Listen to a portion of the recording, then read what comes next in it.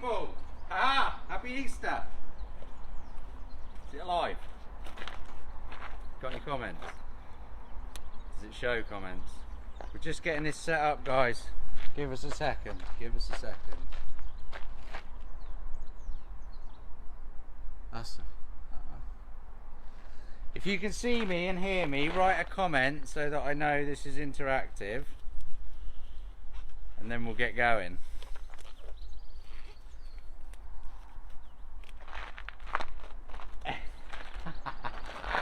I'll give you a second to come on. So, today I've got a cameraman, so comment your name so I know you're here, and then we'll get started.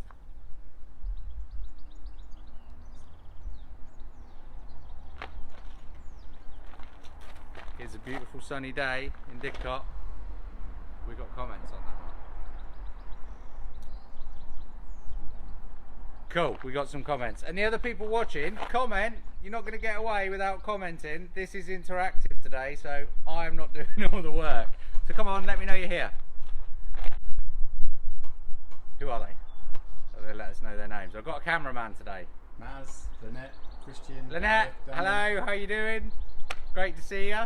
Who else we got?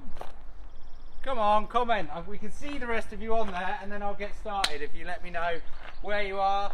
We've got some bits to go through. I'm going to show you the products we use. I'm going to show you, I've got some really good tips for seat cleaning actually. Some bits that you're going to find really useful. Give us some thumbs up on the bits you want to know, because this needs to be interactive, and post your comments now for bits you want to know about. I've got this slightly grubby looking Figaro as well, which has been left in the during the lockdown, and it's got some bits that we need to wash off it. I'm going to show you how to get the bird's mess off, because that's really important for paint work. And I'm going to send you some virtual hugs because it's Easter and we're all stuck by ourselves. So I'll start with a virtual hug. I've got a cameraman today, otherwise I would actually hug the camera, but I'm probably not going to get away with that, so I've got to stay 2 meters apart. So this is about as close as I can get. Can you hear me all right? Is the sound okay, guys? Because normally I wear a little mic, but today we've got a different type of mic, so hopefully that's working okay. And at any point, any questions or anything you want to know specifically for your Figaro, just shout out with that. I've got a couple of cars here. We'll do, like I said, some bits on the outside, some seats. I'll try and show you some engine bay bits as well. Hopefully you'll find that useful. Right, let's get started. We'll start with these bits on the paintwork on the outside of the car, because they might take a minute. Now, bird's mess is the enemy of paintwork. The damage that it causes is dependent on how long it's been on the body of the car. Literally what the birds have been eating. You'd be surprised, the guys around here can tell what the birds have been eating when cars arrive. And also the length of time that it's been on the car. So, for example, when you get them and it's all purple, it's because the birds have eaten loads of berries. So, what I'm going to do is soften it and get it off. This paint isn't new paint at all, so you'd like to hope that it's been hardened over a year or so in the sun and things like this, and it will be okay. But you might still get a little bit of shadow on the paint, so we'll look at how we can get that off. So, what I do to start with is just use some car cleaner, some car wash. Use 2 buckets. This is a 2-bucket technique, so that we've got a clean bucket and a dirty bucket, and we'll get it off. So I'll use one of these mittens. We always use these to clean the cars. They've got like microfiber ends on it. They're the ones we use, and microfiber really is the best thing. You'll see today, other than a few other bits, all I'm using is different forms of microfiber. It's the best thing because it's absorbent and it's not aggressive on the paintwork. What I've got in that bucket is just this standard wash and wax. A lot of the stuff we use is this brand because we buy it from a wholesaler, but these products we use are pretty standard. As I go through each one, I'll point them out, but this is just a wash, wax, shampoo, and we just have a couple of lidfuls in here, some nice warm water. Now what you want to do is just make sure, like with this, you can see it's coming off almost straight away, but I don't want to scrub it because you'll get little shadows left in. So I'd soak it like that, wipe it a little bit, and make my way around the whole car. Then when I come back to the buckets, I'll wash off the microfiber in the dirty bucket, get any of the grit off into that bucket, and then start fresh. Because the thing with cleaning cars is, especially when you've got paintwork like you have on a Figaro, is that it's really easy to actually make it worse by cleaning it. So you can see here, like this bit isn't as easy to come off as the bit that was on the door. So I'll just wash it a little bit and then leave it nice and soapy, and then I'll come back to that in a minute. But again, I'll just keep washing this mitten off as well. The other thing that you have to be really careful about with any classic car, and especially with Figaros because of the amount of paint that was put on them in the factory, is just that the paint is still thick enough. Now, it's not something that's actually that easy to tell. I mean, to look out if a car's been painted, for example, if you come in and have a close look, you can see, if you look, you might not see it, but if you look on your own cars, you might see it right against the rubber. You've got a tiny, tiny little green line, and that's because the car's been painted with the green trim on the car. And so you know at least it's got some extra paint on it, and actually this is a good finish on this one. But if they've never been painted, you can burn through the paint or rub through the paint, and it ends up so thin. Excuse the exhaust in the background, but there you go, live filming. So yeah, it's important with a Figaro, especially if you don't know if it's had paint, that it might be really thin. So these have had a couple of seconds and this water's nice and warm, so I can just give them another gentle rub again, and it's just starting to get rid of that. Now, I haven't got a hose pipe on this side, but what I would do once I'd gone round the whole car and scrubbed these bits off is then washed it to see what the damage is, because sometimes you can fall into the trap of washing off bird's mess, and then you look at it when the panel's all nice and wet and looking shiny and nice, and you think, oh yeah, I've got that, but you haven't. And especially once the light changes, if you want something that's got a really nice finish, you'll catch it in the light or the half light at the end of the day, and it will look absolutely rubbish. Just shout out any questions if there is any. Yep, so we've got a question about mildew on the soft top, and somebody has removed the luggage rack from the rear boot lid, and the rubber feet have left some marks. Perfect. Okay, I'll do both of those. Where are they from? I can't see now. Okay. Okay, so thanks for the question. You've scrolled by. The comments have gone up, but we'll come back to it. So, in terms of these bird's mess bits, like I say, what I would do now is just try and catch it in the light. So this is the same thing that I would use if I was going to try and inspect any paintwork, and it's just a case of trying to catch it in the light and see what's going on. So you're sort of looking down the side of the panel and then catching it in the light and looking at the reflection. And it sounds picky, but you really start to pick stuff out, and it's the sort of thing that you wouldn't notice straight away, but over time you'll really start to see them. And also, if there's something still there, it can keep eating into the paint. So I give those bits a light polish. Now, for that, we're probably just using this standard wax, which I haven't got the bottle here for, but this is just a generic car polish. There's nothing really special about it. I'm going to try waxing it first, and then if that doesn't work, I'll use a cutting paste. So I'd literally just polish the area. If you're not polishing the whole car, I'd polish the area where the bird's mess was. And if you come in closely, you can see here, if you catch it in the light, I don't know how good it is in the camera or how high definition this shot is, but you've still got little speckly marks even after I've polished it. Just around there, you might be able to see that. It depends how high definition the shots are. So what I would do there is use this. And I've done a few videos with this. There's a video on polishing with a machine polisher, but for this you wouldn't need to machine polish. You can get loads of these. They're a bit like T-cut, but they're more this is more of a commercial type T-cut, so it's slightly grittier. you get different grades. They're different. Some will be more coarse than others. And basically on a bit like that, I've just put a small amount, again on a microfiber, and I've said it before when I talk about these are just cheap budget microfibers. I mean, we buy them in big bales, but you can get them in 1 or 2 at a time. I don't think there's any difference from the ones you buy that you can use for your kitchen. And then I'll just put that on the panel, run it in a circular movement, gently work it through, and then polish it off. And that bit is probably, you see, even with that little bit, and it looked like the bird's mess came off straight away, we're probably going to have to go over that a couple of times, so you can see now why it's so important to get bird's mess off really quickly. Even on this, which is, this paint is definitely not fresh, but fresh paint, you'd probably damage it beyond repair if it got on it straight away. Okay, so you can see that's pretty much gone. There's a tiny bit there, to be honest, so I'd probably go over it 1 or 2 more times.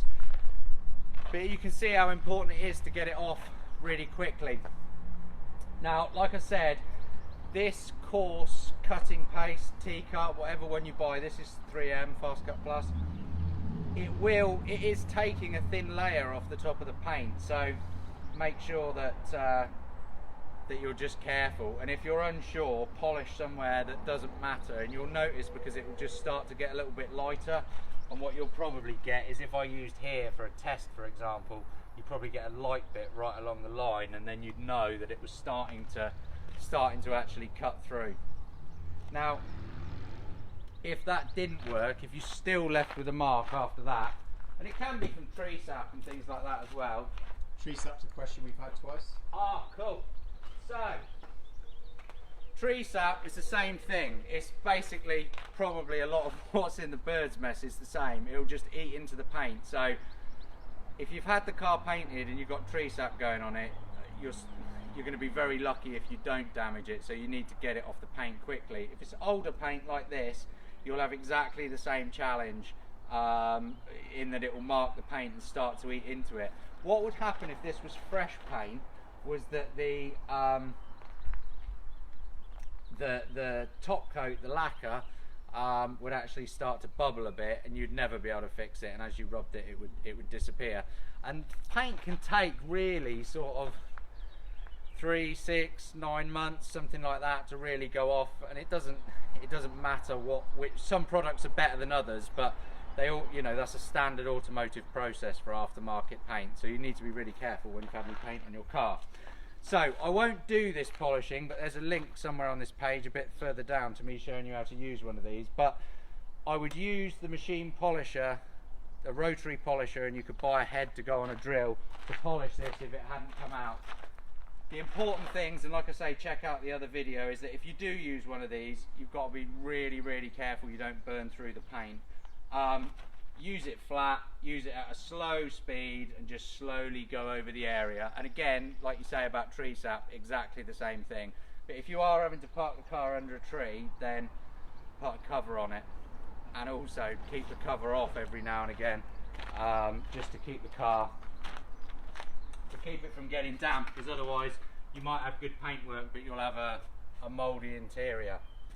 What was one of the next bits we had?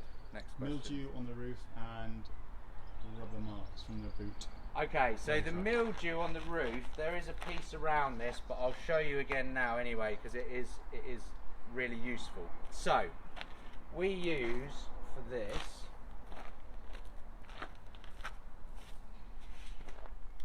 two products.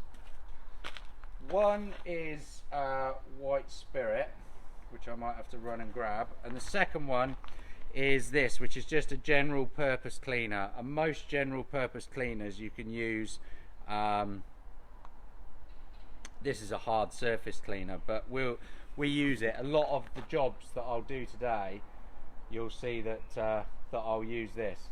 So if for something like the roof, I could probably get away with maybe a 50-50 mix, something like that. But some things that I'll show you, I'll use it neat on. But you do have to be a bit careful. Again, it goes down to how many times things have been refinished. But with a roof, we don't need to worry about it. As long as the vinyl hasn't been painted, which it definitely shouldn't have been, then we can use it on there. Now, in the same way, I would use the same technique that I have done on the bodywork to get the roof as clean as possible, just with a wash wax. So this is quite a grubby roof, so if you see on here. So I'd use the same thing, I would just scrub it and then wash it off. And any major marks, there's a bit of a stain at the back here, I'll do this one.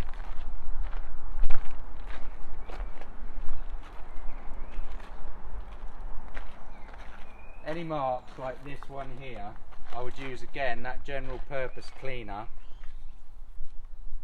and a brush, something like this, or anything like this, a nail brush, something like that. And I'd just work into it with this general purpose cleaner. And don't get me wrong, it takes time. I mean, it'll take me a couple of goes just to get this tiny mark off. So when you've got loads of mildew, expect to spend a few hours on it.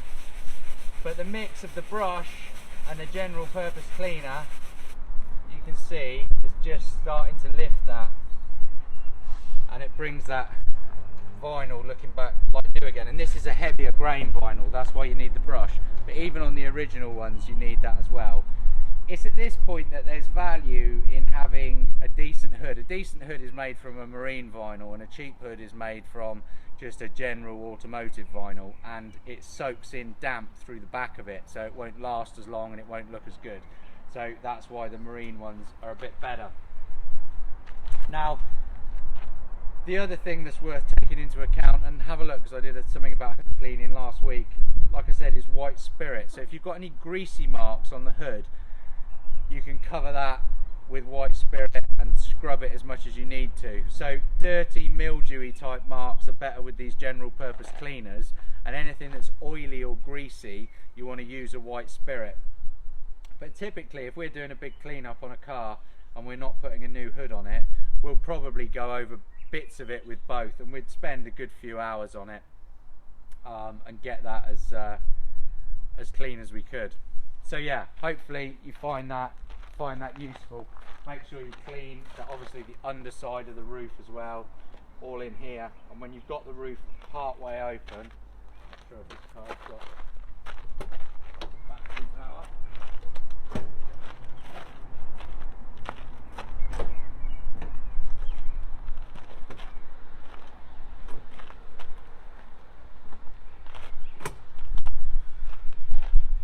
Got the roof part way open, you can clean everything else, because you'll also get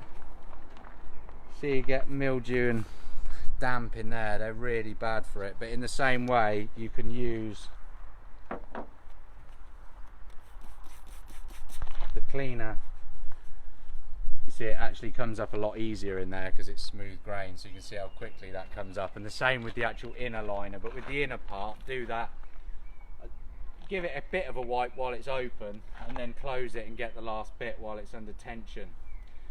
The thing I would say about bits like that is, if you want your car to look the best that it can do, cleaning a car, there's often an assumption that it's about doing the big bits, but really it's about the detail, because that's what your eye's drawn to. So for example, if I was going to go around the rest of this car now and do it with the microfiber and you know, the wash wax like I would spend as much or more time on the door shuts than I would on the outside of the car, because it's always, that's where your eye gets drawn to. So when you want to get them looking really crisp, it's about the detail, it's about the bits that are in there, it's about door hinges and the bits around there. And I'll give you some tips around this in a minute, but it's about, you know, areas like this, getting these to look good.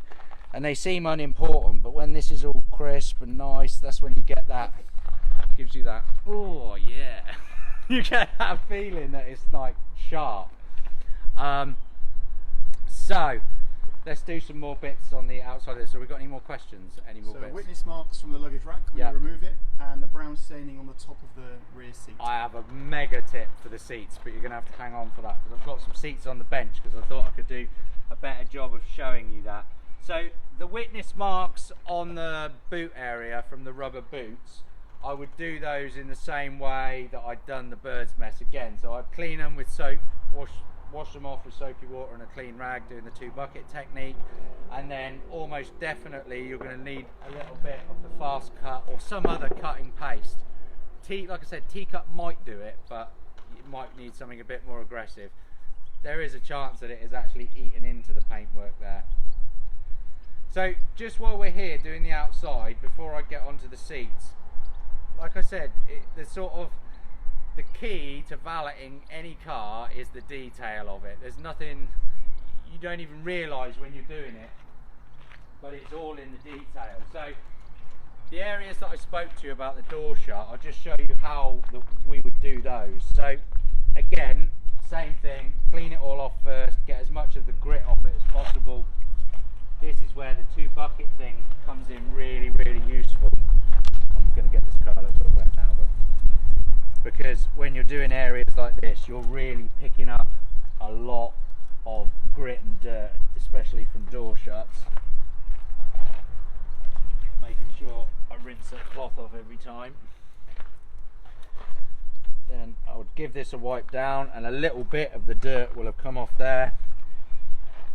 And then the last bits I would do again with the cutting paste, and again I'd probably end up spending, you know, an hour on door shuts, but just to give you an idea, I would start up here by the rubber, because you always get these horrible shadows that have been on there for ages, and bits of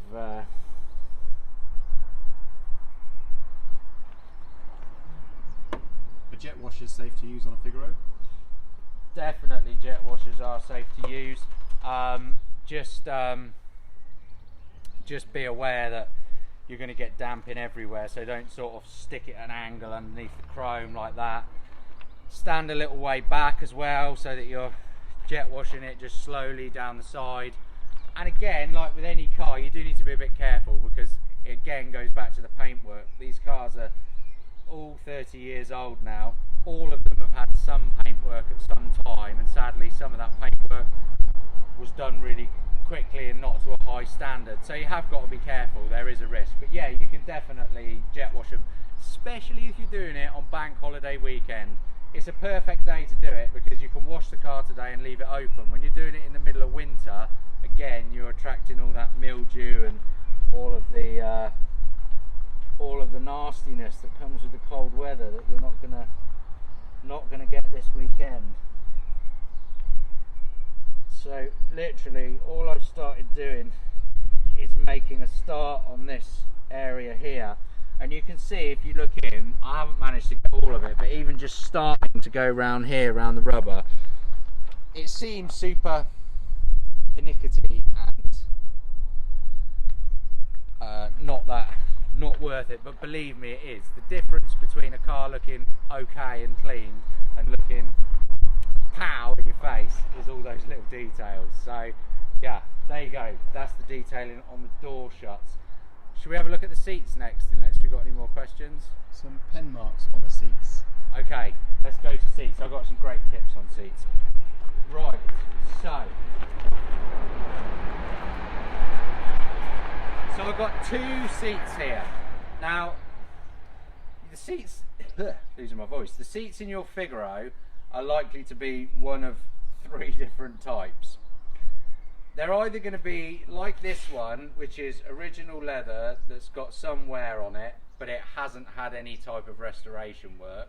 So that means it is like it was from the factory, and it's just starting to wear out and dry a bit.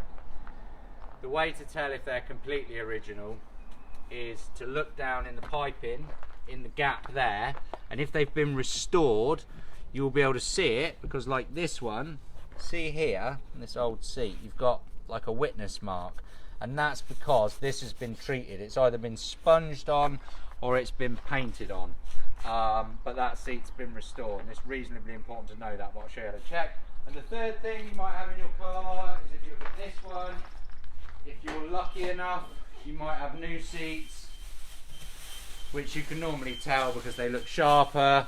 Even when they've been sat in, like this one, they have, just take this key out, they have less creases in the bottom, and they just generally look a bit sharper. So you will more than likely have one of those three, unless you've got completely custom seats in there. Now, one of the age-old questions is always this brown staining. It's like a sun staining and just a drying out of the leather that you get. Let me just find the cleaner that I have. Now, we've only ever found, oh, it's down there. We've only ever found, it's right in front of me, one way of cleaning these seats. Again, use a general purpose cleaner. You can, with this actually, get away with using fairy liquid. So, you'll find out in a minute, but it's super important to know that it is the original leather or new leather that you're doing this with. Now, I used some of this neat this time, so on the hood and some of the other bits I might have used some neat, but you do need to be careful because these general purpose cleaners, they can eat up the paint and things like that. So if you just want to have a look, let's have a look at this panel here. If you come in close while I do this. And what I've got here is Scotch-Brite. It's reasonably similar to a kitchen scouring pad, but this one is a little bit more coarse. This is a Body Shop product called, that we use, but you can do it with a kitchen cleaner. So I'll use some of this neat, and I'll probably have it in a little pot. I wouldn't be spilling it everywhere like that. But you've got to really, really gently rub these stains for a while as well. Now, if I was to rub too hard, it would literally, it would turn like this. So it's a case of just about getting enough. You've got to get something abrasive because you've got to get it off there. But it's about getting that balance. Now, if you just come in, just so you can see how careful you've got to be doing this. You see it's lifted the brown off, but there's still a little bit of brown left there. And where the leather's the old leather, it's got these bits where it's already, where the dye is starting to crack off the original hide. So it's about getting that balance, because the second you rub for too long, you'll start to take the actual colour right off.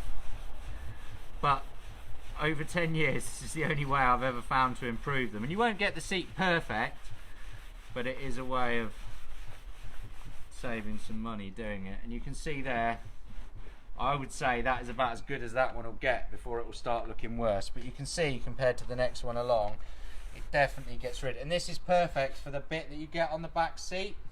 The bit that you get around the third brake bar is exactly the same problem. Okay. Second lot of seats. So these seats are the seats that have been dyed. Now, the reason that we stopped dyeing seats, loads of Figaros have got it in, is because of this. The leather that you're dyeing is like this leather, and it's dry and it's dehydrated and it's old, and it's not really possible to nourish it again. Although you can get products, we haven't found that they're that useful.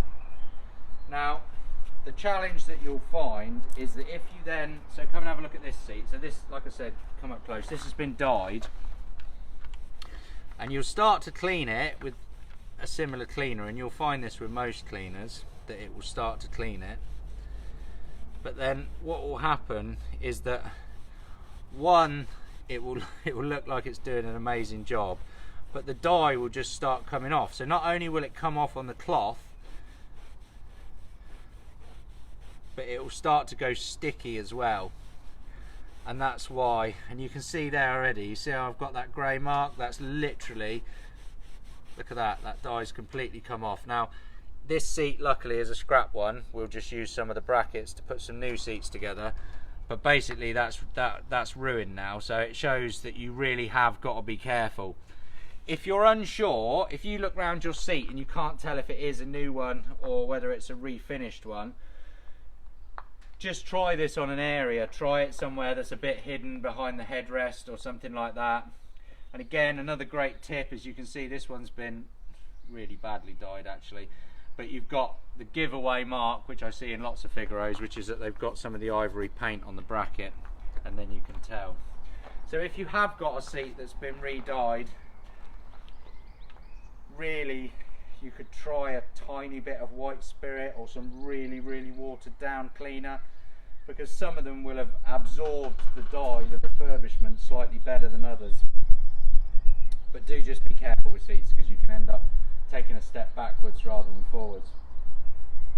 The new seats, if you've got new leather, again, nice supple leather, all you need to do is just a tiny little bit of white spirit on a cloth and wipe something, or you could use this on it and that will stay nice and nourished. So yeah, that's seats. Does that answer the questions for you guys? Comment if it doesn't. Same for the third light bar. Oh, for the actual bar itself. Yeah, do you know, really for those, you can try the same technique, definitely. You won't damage it, but we actually refurbish those because we find it's the best way. But try, which means taking them off, stripping them, and then recoating them. But do try with the same technique, and it's not painted. We'll do some interior bits in a minute, but it's not painted, so you don't need to worry about it. Sticky dash panels, and can you steam clean the seats? Yeah, you could steam clean them, but again, it goes back to the leather. This leather, which is 30 years old and probably wasn't the most luxurious hide in the first place, is just so dry and cracked. I mean, you know, if you look at this panel here, this is a perfect example of what you'd see in most Figaros or many Figaros, and yeah, we'd be able to get that brown off, we'd be able to get the dirt out of the piping, we'd be able to clean it up, but there's nothing. This is finished now. It's either you live with it like that or you put new ones in. There's no other option. Actually, I'll contradict myself. You could put a single panel. You could put a single panel in, but you would have a contrast between the colours. Yeah, I wouldn't steam clean them.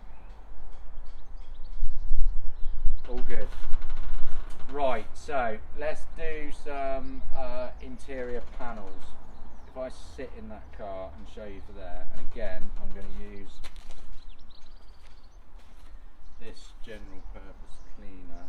I've got some mixed up here, so this is already mixed with just a little bit in it. So if you come round over here, okay, so the important thing to know about the panels inside the car is that there's only fluoroelastic paint is why the panels go sticky. So it's a paint that was put on in the factory, and then that paint over the 30 years starts to break down, and that's why it turns into that horrible sticky nasty mess. But it's not on every panel in the car. When we restore a car, we do every panel because we want them to look uniform and we want it to look crisp and sharp all the way through. But if you just want to improve the look, then you can do it with cleaning, and you can do some of it while it's in the car. So these panels have the sticky paint on. So this one up here, this one here, and this one here. So from your side, that one, and that one. Now, everything else, sorry, and the dash, everything else we can just clean, and I'll show you how to do that. You can just do it with the general purpose. My personal recommendation is that the only way to get these looking really good is to take them out of the car, fully strip them, and then refinish them, and that's the only way that we offer to restore them. You can definitely have a go at restoring it. There's products around that you can clean it with. I've heard some people having some success with Sillet Bang, different types of products, but over the years we have tried absolutely everything, and there's nothing that we've been completely happy with.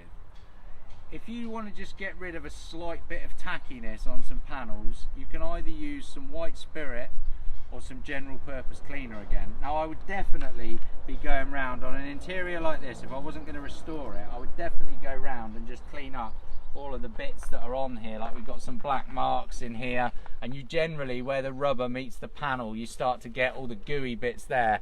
And if yours is really bad, you've probably got the bits with hair on. There's a lot of the time you see these cars and they've got bits of hair stuck in here where somebody's had their head against the sticky panel. So you can definitely give those a go. And the same with the dash. I would again use some white spirit and a bit of this general purpose cleaner and go over this. This dash is not been refurbished. So you can see if you come in closely that this will just freshen it up a little bit. But again, it's exactly the same as poor paintwork, because it is poor paint. It will eventually rub off and leave marks on it, but you can just give it a bit of a wipe over. Don't scrub it for ages, and don't use your general purpose cleaner neat, because you'll just start to rip it off and it will go too sticky. Again, that's why I use these microfiber cloths instead of just a cloth with little, you know, an old rag, because they're a bit better at bits not coming off them. In terms of the other panels, say like this door card for example, because it hasn't got the paint on, we can pretty much lash it with general purpose cleaner. Now this one's actually got some nicks in it, so again, if we were changing this, we would just strip it and coat it in leather, dress it with leather instead of the original vinyl. But you can be much more aggressive with these. The same with the rubbers. And with the rubbers, if you want, you can actually take those out. They're really easy to get out. This trim just pops off the bottom here. Take that out of the way, literally pull the rubber off, and then you can soak it in a bucket and get rid of all this horrible stuff that's all the way around here, which is just mould. So if you're struggling to get it off in the car, you can do that in a bucket while you're doing everything else. And that also helps you to clean all in here, because if you see now, if you look at this interior trim panel, you've got the gap where this door welt or door rubber was, and so it allows you to get the rest of the dirt and the muck off there and just get it to look a little bit better. But you can see I could scrub that for ages and it would get a bit better, but again, this is why we dye them, because refinish them, because it's you get that nice clean crisp look. But certainly this will get you a good spring clean. This will get you part way there, definitely. The more you've got out the way, the better, to be honest. The alopecia strip and the rubber Oh trim. yeah, so the roof welt. Okay, so this one looks like it's been stripped already. So if you've got one of these in your car, it either looks like a piece of molting furry horribleness, or it might look like this. If it's original, it looks like the molting bit. Basically, they've got some type of felt on them, glued onto them, and it picks up mold over the years and it falls off, and it just looks absolutely shocking. You can try and repaint them, but it doesn't really look much better, so we stripped them. I don't think we actually did this one, but it has been re-stripped. So if you come and look closely at this, so unlike, if yours is like this, you can clean it so it's soft and smooth. If yours is furry, it's the original type. Okay, so cleaning the original type, you can either do it with some neat general purpose cleaner, or you could use some paint thinners. Now, paint thinners, you need to be careful. It's completely corrosive. You can buy it, I'm pretty sure, in a Halfords or a motorist centre or a paint place, but it is corrosive. And you can just get a piece of the Scotch-Brite. Stay there and I'll grab a bit and show you. You would definitely take that rubber off. It just peels off. You just rip it off like the one round the door. But you could then get a bucket with some thinners or general purpose, or whatever the most aggressive cleaner. I doubt there's anything that's actually going to eat the rubber up. And then you just sit in a bucket and just literally scrub it like that with the Scotch-Brite till it comes off. Bear in mind though, it takes a long time.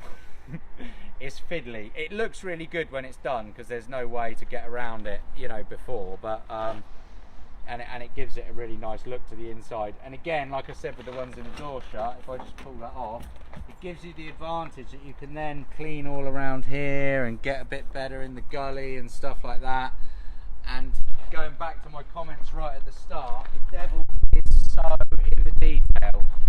When we do a restoration, even though we've had the car stripped down to a shell and rebuilt, we'll still spend a couple of days on it, cleaning it at the end, and that's after it's all new. The devil is in the detail, you know. It can make a massive difference to your car. It make a huge difference if you're selling it all of that time. So yeah, any more? Should we go on to the engine bay? when you mentioned soaking it in a bucket, what would you put in the bucket? What product? Oh, what? Soaking the... So this door frame, I would just put some general purpose cleaner in it, really neat. These rubber bits, you can be really aggressive with them. That's why I do it in the bucket, so that I can't damage anything in the car. The strip for the roof, like I say, I would sort of have the bucket, have that half next to the bucket and be cleaning it with thinners or really whatever else. You could try household cleaning products, just something really strong, because it's glued on felt and the glue's already halfway gone. But once you start, you've got to get it all done. That's all I'd say. Spend a long time on it. Cool. Well, we've still got people on. Should we carry on? 40 people. Wow, cool. 40. Hey guys. Oh, makes me feel a bit lonely here by myself, knowing you're all out there. Can you give me a wave? Press a like or something at the moment, so I can see you guys all there. I'll wave back and I'll send another virtual hug. Ah, oh, look at that. You made my bank holiday. Made worth coming in today. Right, so engine bay. Engine bay looking good, adds $1 million to the car. So let's have a look at that. I've got one that's part way done. Maybe we'll look at that one because I can show you some of the detail bits, but let's start with this. So with the engine bay, I'm going to do some of the little bits, but I'm also mainly going to just talk you through it because some of the bits I'll do. So if I was, how's that cleaner?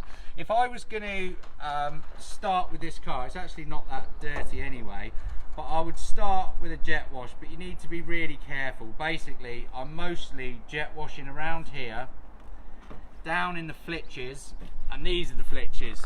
So these areas here that are down in here behind the washer bottle, the same on this side.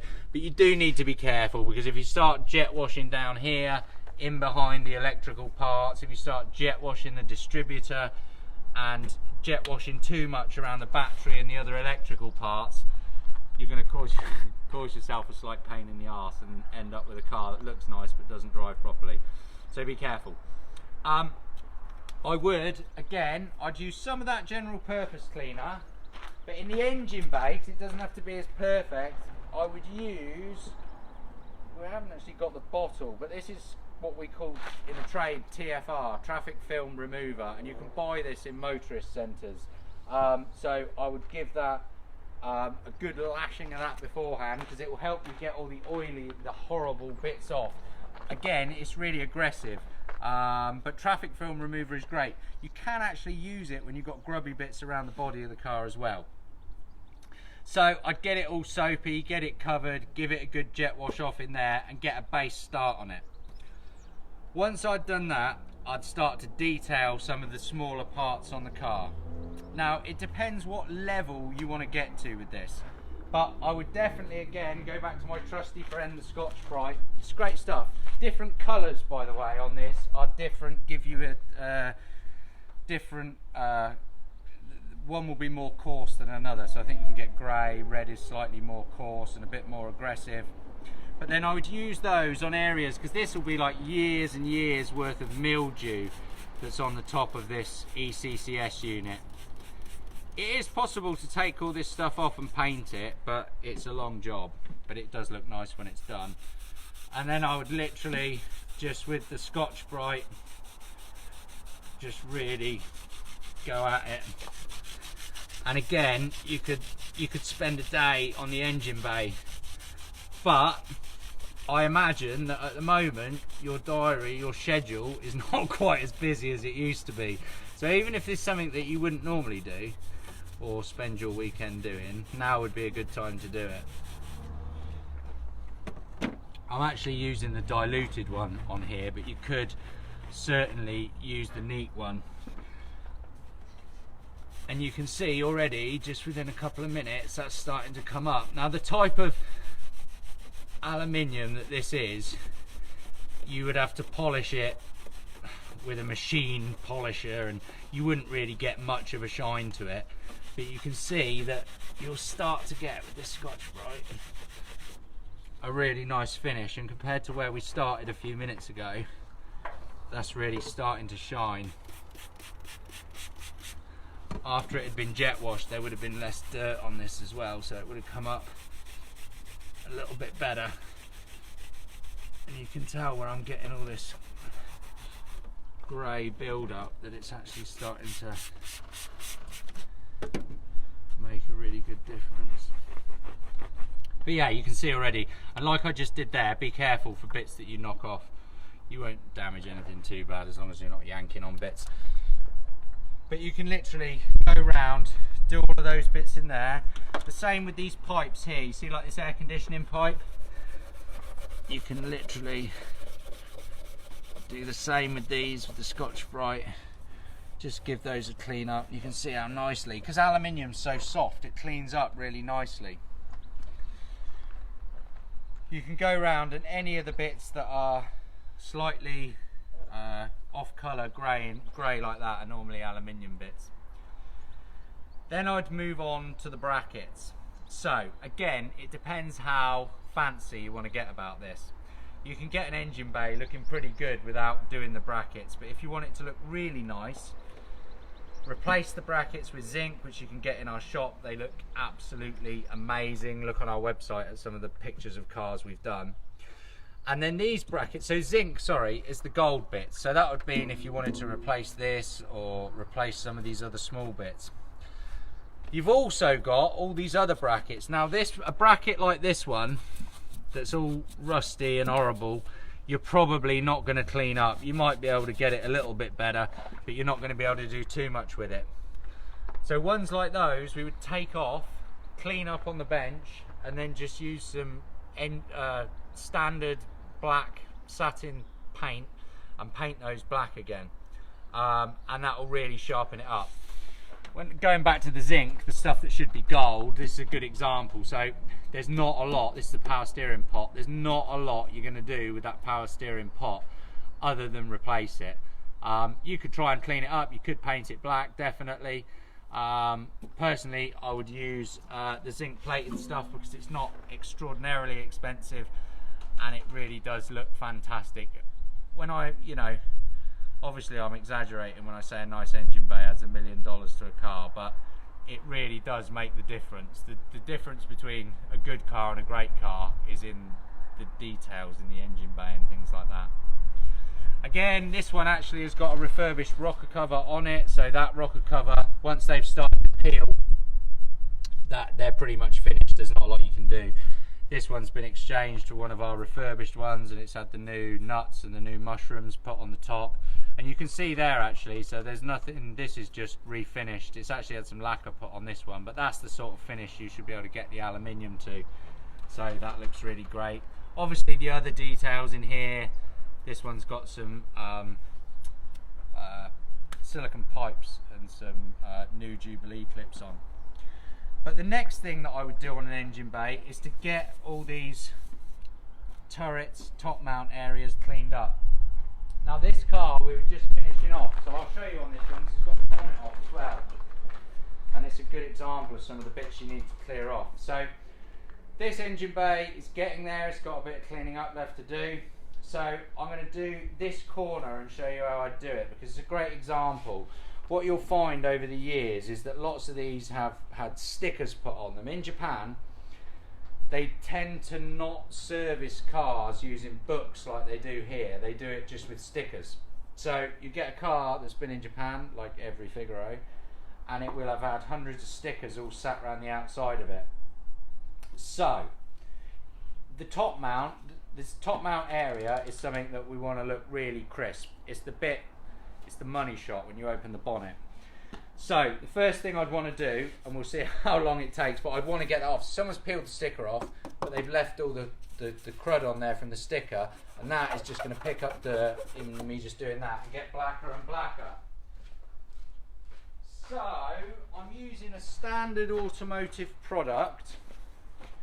Our one is a generic one, like I say, we buy them wholesale, but you can buy tar and glue remover. I'm sure you'd be able to get it in Halfords, or if not, any other store, or if you're isolating, you could buy it online or something.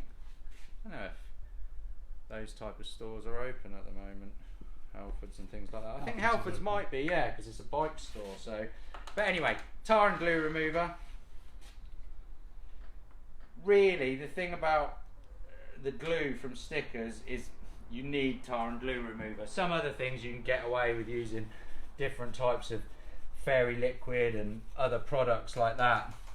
Now really with this I'm going to want to put it on, that's pretty determined, that I can tell already, and then let it soak for a minute. This stuff though, tar and glue, is really good. It shouldn't damage paint, but again, always refer back to my point that it depends how much paint your car's had and the standard of it. Would you recommend steam cleaning the engine? Yeah, I was saying at the start, yeah, just be careful. Mainly steam cleaning down in these areas down here, just not getting it in the electrical parts of the engine. And a great tip for jet washing and steam cleaning is, as soon as you've done it, run the engine and just let it get nice and warm, just because it dries everything out. How would you best describe Scotch-Brite, and where can you get it? So it's Scotch-Brite is exactly like a kitchen scourer, but just a little bit more industrial. You could either Google Scotch-Brite. I don't know if they would do it in somewhere like Halfords, but Scotch-Brite is a brand name product. The cameraman is nodding saying they do it. So Halfords, but if not, just Google it. Scotch, I think it's B-R-I-T-E. And like I said, this is grey, but I think from memory the red one is more aggressive. So you can see within literally a few minutes that sticker, the last little bit is just coming off. I wouldn't use Scotch-Brite here. So the paint under the engine bay hasn't been lacquered in the same way. So when you paint a car, primer, base coat, which is the colour, lacquer over the top, which is like the hard, absolutely clear, shiny bit. You don't get it in the engine bay on cars. In fact, in modern cars, they don't put colour in the engine bay. It means that the paint isn't as tough, it's not as well protected. So what you don't want to do is use Scotch-Brite to clean the turrets like this, and then find that it strips the paint off straight away. There's a real balance, even more than with the paint on the outside of the car. So the next thing I do with this turret is just give it a quick clean up with some of this general purpose. Like I said, that's a much watered down one, and again it still won't look amazing in there. Would you use that tar and glue remover on windows to get stickers off? Yeah, you could do. Yeah, it shouldn't damage paintwork, but I'd just always be careful with paintwork. Some paintwork is just so poor that you can touch it with anything, so I would certainly warn you around that. Now, something like that, right in the corner of that turret, I would use something like one of these wheel brushes. Again, a bit of general purpose cleaner, and just get that right in the corner, down in there, give that a clean up. Typically you probably want to do your engine bay before you do the rest of the car, because you're not flicking dirt onto the rest of the car. You can see this is starting, so this would be like stage one of doing this, and you can see already that even from just the wear and tear over the years, you can start to see the white sealer there where the paint lifts off, because it really is just all they've done is let the paint see the panel here. There's not any proper paint work gone on, but you want it nice, you want it to look nice. And again, going back to detailed engine bays, I definitely have a fetish around really nice engine bays. And the best thing you can do, if you want this to look amazing, you replace all these bits with the zinc plated, have all the brackets painted, have all of this detailed, and then even better, you do a painted lacquered finish on the flitch, and then it absolutely pops. Looks like pow. Right, hold on, I'm coming back. So then I would finish off this flitch using the cutting paste. So this one is actually not too bad, but if you look like along here, you can see that there's still some brown marks. Here you can see the contrast. So this is the painted panel, that's the inner part of the wing, so this is painted and lacquered along here. This is the engine bay that's just base coat, that's why it hasn't got as much shine to it. So now I'm doing this bit, I've got to be absolutely so careful, because no lacquer, it's going to come off really easily, but we want to get that nice balance between getting rid of these horrible black stains and not stripping the paint off and ending up with a big bare metal patch in the corner that we've got to repaint. Obviously, if you did rub it off and it's under the engine bay, it's not going to be the end of the world. It's not going to rust because there's probably going to be a bit of primer underneath, as long as you don't run right through the primer. But once you get down to these little detail bits, that's when it really starts to pop. What's the cutting paste, the brand? Yeah, so this one is Fast Cut 3M. It's exactly like T-Cut, but it's more coarse, and so it will be more aggressive.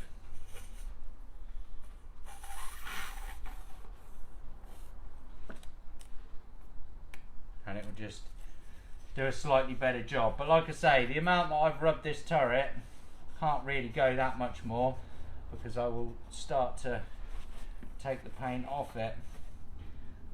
There's a little bit, what I'm doing at the moment is there's a little bit, so you see like right down here where the panels join, that's typically where you're starting to get bits that won't come off, and you just got to get your finger right in the end of the cloth and absolutely get your nail and your finger and everything in there and get it off.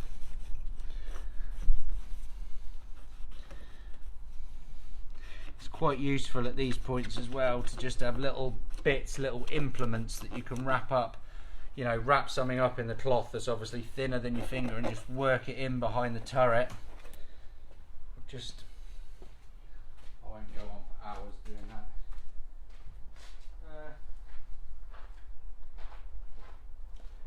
And the last thing that I would do is just give it a wax over in there. So like I said, this is just a, it's not even a super special, it's just a wax polish.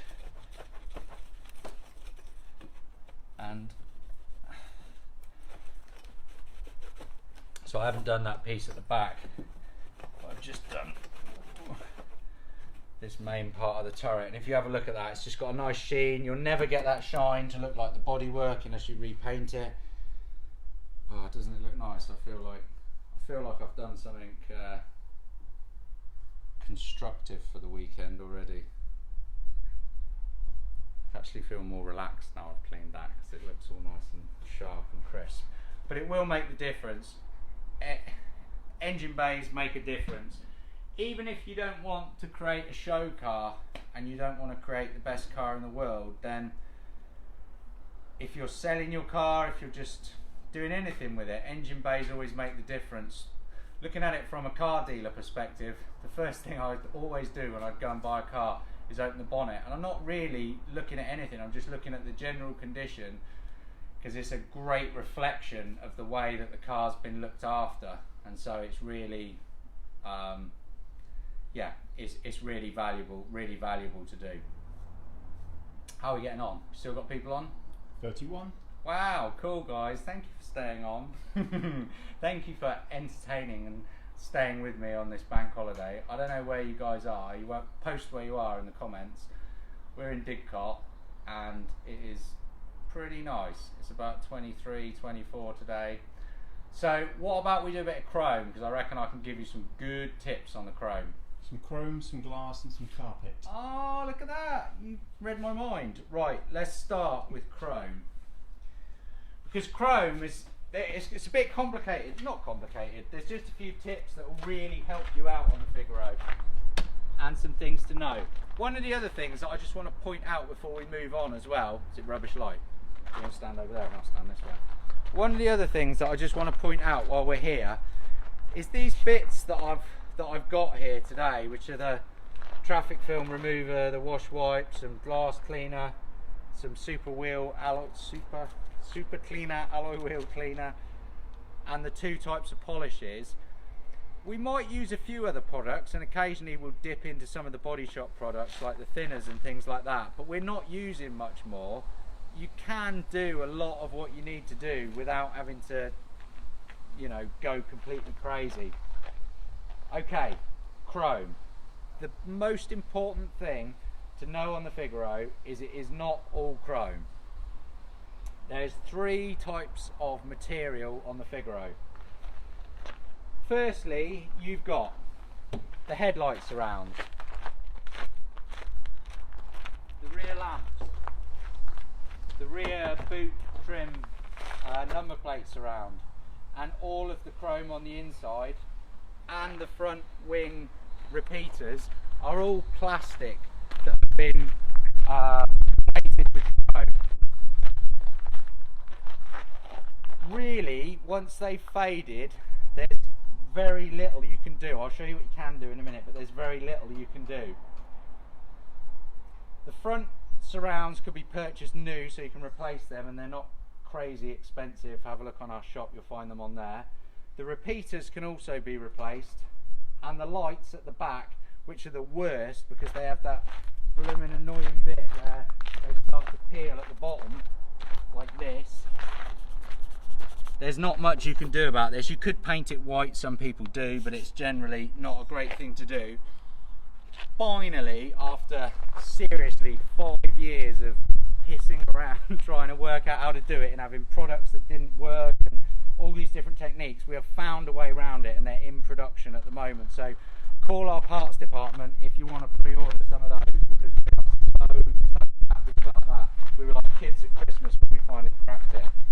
But what can you do if you're not going to replace it all? So again, we're back to the 2 buckets, back to 1 clean bucket that's got wash wax in it and some warm water that we're cleaning them off with. Clean that little bit of bird's mess off and just give them a clean off. Rinse our microfiber mitten in the clean water to get any grit off, and then back in there to wash that bit off. I then give them a dry off again with a microfiber. I said earlier that there's not much else I'm going to use really other than the microfiber. They're just great, and you can wash them as well. You only wash them a couple of times because they start to go a bit hard, and they're not that cheap, so sometimes it's worth washing them. Right, so come and have a look closely. So see in here, it's got this haze. I don't know how high definition this is all coming out. I won't get too near to the mic. That is where the chrome is actually starting to fade. So like the back lights, they'll actually peel. The front lights just fade. Now you can, again, using either this fast cut or any cutting paste, there's a medium cutting paste, just give those a bit of a clean up, and if you look closely you can see there is a very slight improvement, but it is pretty slight. There's not a massive amount you can do there. Same with the side repeaters, and again the same with the back lights. There is almost nothing really that you can do there. You can paint them. You can either find a second-hand one that is good, really hard to find. You can put some vinyl wrap in the bottom. Personally, for what we try and do here, that's not what we're doing. We don't like that so much, but you can use it if you want. And I have seen them painted white as well, which doesn't look too bad. Personally, I think they need to be chrome and they need to be the way they should. That's why I've spent years pursuing a way to refinish or remanufacture those lamps. That's the plastic chrome, exactly the same with the rear tailgate piece. The second type of material, so we've got 3 types of chrome material. The second type of material is stainless steel, and that is this piece that runs down the side of the car, all the way down, the 3 pieces at the top, and the bit that runs round the windscreen as well. Now for that, I would definitely be using something like this, something like the rubbing paste again, but because it hasn't got that same high shine to it, you can get away with using something like Scotch-Brite, or you can also get away with using something like 1000 or 2000 grit sandpaper, which you'll get in a motorist centre, and that will just help you get any of the abrasive marks off it. So whereas I normally wouldn't use something like that. If you look closely at this, they've always sort of scratched anyway because they're this different type of stainless look.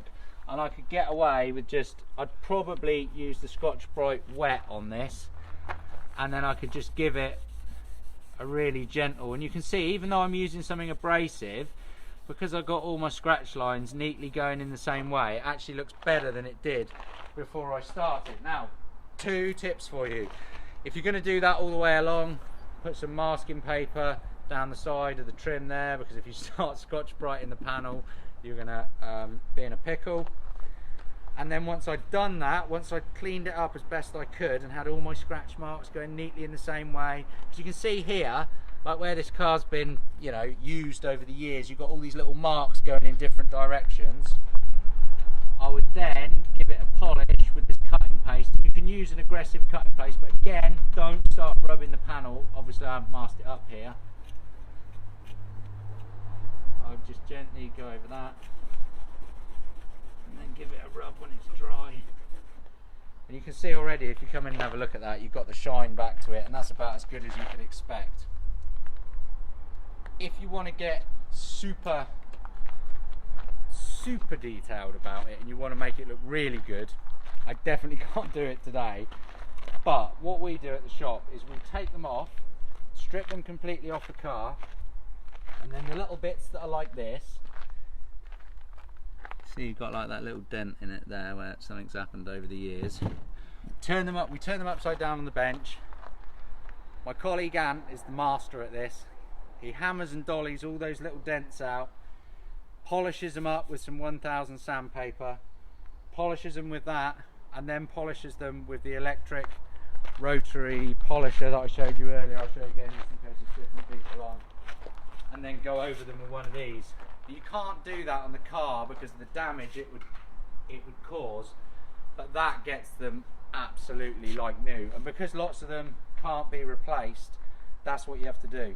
So we'll do that, then we'll put them back on the car using new rubber. So we've got the new rubber, you can get that in our shop, again something we spent ages developing, and we'll put those back on with new rubbers. And that really, if you've got that against some nice paintwork, again, pow, that's where it really starts to come on fire. Okay, third type of chrome.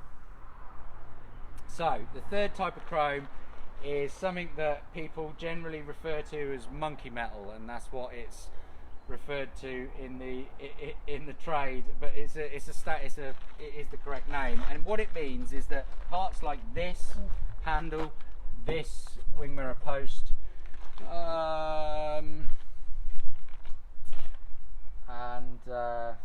yeah, that's about it for the second. I've lost my train of thought. Is there any other bits? I don't think so. Oh, the boot hinges on the back. They're made from monkey metal that's been chromed. The bumpers are also chrome, but they've got a different type of material. Anyway, these generally I would polish up again using the rubbing compound, the fast cut. But what's worth noting is once they get to the point where they're, you see like this one that's on the boot, have a look at the little imperfections. So, sorry, those imperfections are where that piece is actually starting to sort of corrode from the inside. And although polishing it, again, I wouldn't ever buy chrome polish, I would just use rubbing compound. This might very slightly make an improvement, but you're not going to bring it back up, you know. So you can see it has gone a little bit shinier, but these little dimples, this corrosion is because that's actually starting to fail. So give it a clean up as much as you can with the fast cut, but if not, go in our shop and you can get some refurbished ones of those. So bumpers.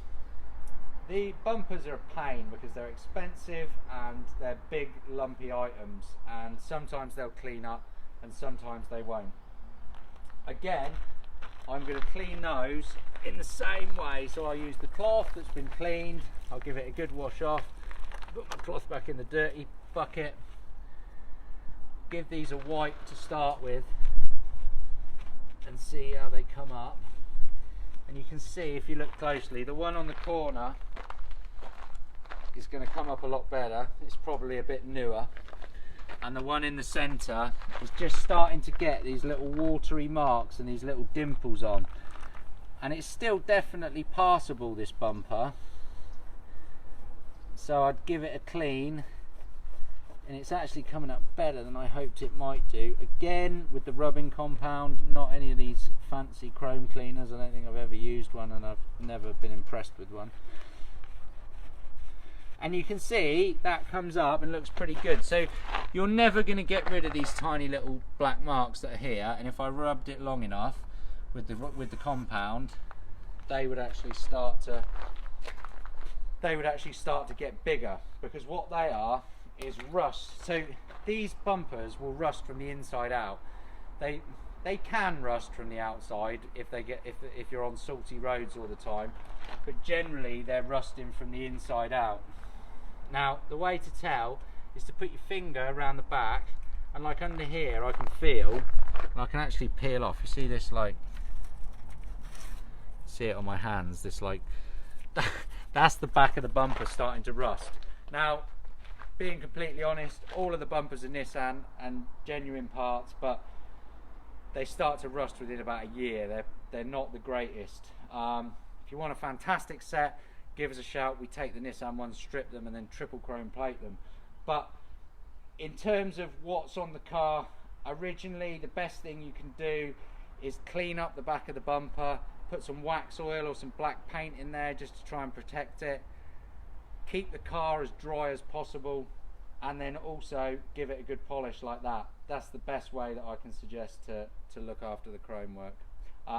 Just before I forget, the hockey sticks are the plastic chrome, the grille is the plastic chrome, and the badge and the washer jets are the plastic chrome as well.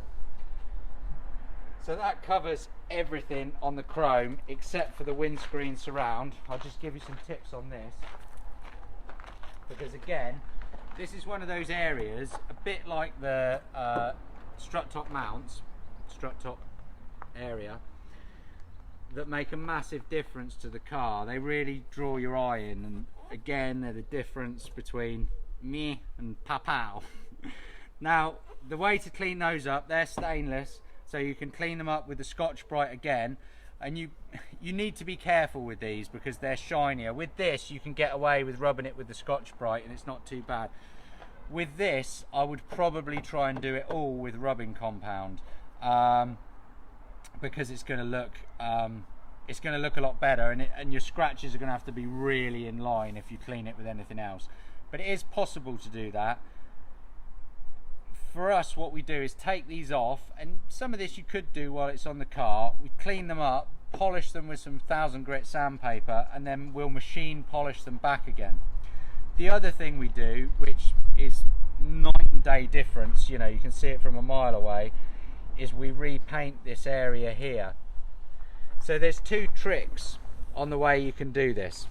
So this should have a little black line around the outside, and originally it's like some type of vinyl that starts to shrink and peel off, which is why you get all this cracking. So you can either get some masking tape, and you need a decent quality masking tape, and it will take a while to do. You can mask up around the edge of here, mask up the whole windscreen, obviously put some newspaper or something so no paint can get anywhere, and then you can just repaint those in black so they look really nice. The thing is, you need to strip it all off before you do that, otherwise it will show all the imperfections from the bit underneath that's peeling. So to do that, you need a razor blade, and then you just run round it carefully, really carefully, with a razor blade.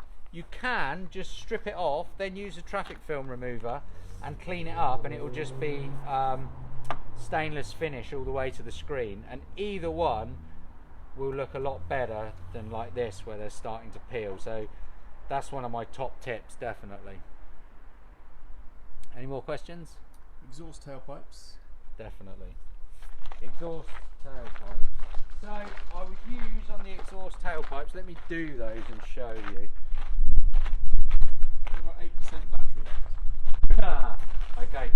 I think we'll do the tailpipes and then we'll probably call it a day, unless you've got any other questions. Some carpets if we have time. Okay, all right. Tailpipes and carpets. How many? Nearly a whole battery. How good is that? And it stayed sunny.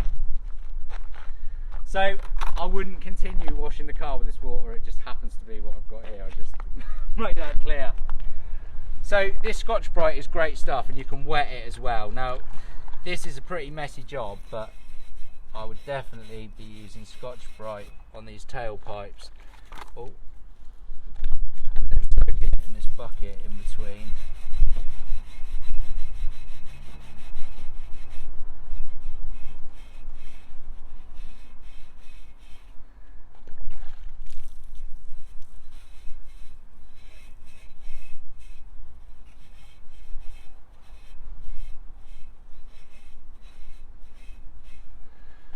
One of the videos I'm planning to make next week actually is on how to fit an exhaust. I'm going to show you how to fit one of our stainless systems. We put a lot of time lately into decap pipes and stainless exhaust systems because they improve the power on the car as well as looking a bit cooler and becoming a bit shinier. But yeah, look, that would be it. I mean, yeah, pretty badass looking exhaust pretty quickly. Time for some carpets? Yeah, let's do some carpets and then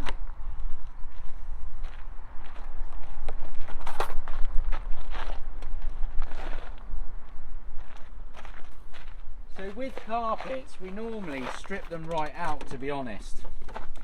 If you want to do the best job possible, you really need to completely strip the carpet right out of the car.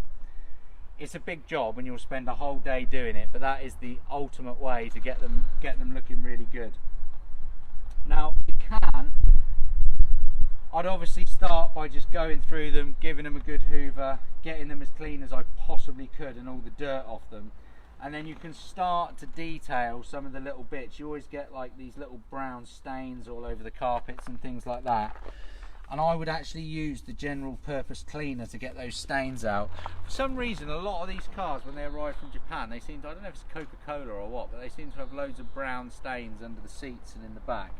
And those I would do in the car, and I would use the general purpose cleaner and just dab it on a cloth, and then have a wet cloth, and then wipe it off with a wet cloth afterwards, and make sure I had a hoover that I could suck it out with at the end. And short of taking them right out, that is what I would do. I haven't ever had success using one of the wash wax things, because wash hoover things, wet vacs, because generally what you'll find is that the carpet, the dye is actually fading. So where it's lost its colour, if you just scrub it, it's just going to get whiter and whiter and whiter. So I would either take it completely out and clean it, but personally, the reason we developed the new carpets is because if you want to get that nice vibrant look back to it, you want to replace it really, and then you've got nice thick backing with sound deadening, and it's a nice luxury pile and all that sort of stuff. But in terms of the marks, try just a bit of general purpose cleaner. I think, guys, that has about got us for today, but what I would say is I am here again next week. I'm here every day. And so I'm still making how-to guides. I love doing it, and thank you for your feedback. But it's really useful to get details of the bits that you want that you want to be done, that you want me to show you. A lot of people asked about the decap and the exhaust because I showed you how to do the decap pipe, which is on our page somewhere. So I'm going to try and do the exhaust next week, but it's quite a big job and I've got to do it by myself, so bear with me on that. But that's my goal. But any other bits are really useful, and anything else that you'd like to be interactive, because I think these are great, and I much prefer to connect with you guys, because I know I would see loads of you this time of year coming in and out of the shop, and I appreciate you coming to these lives and responding to my videos and things like that, and I genuinely mean it when I want to send you guys a virtual hug, because I really appreciate it. Anything else I can do at all, just contact us at any point. You can still get us on the phone, and obviously the shop's still open, so give me a shout. I truly hope you are healthy and not going insane. And that's it. Have an amazing Easter weekend, and see you guys soon. Thank you for coming.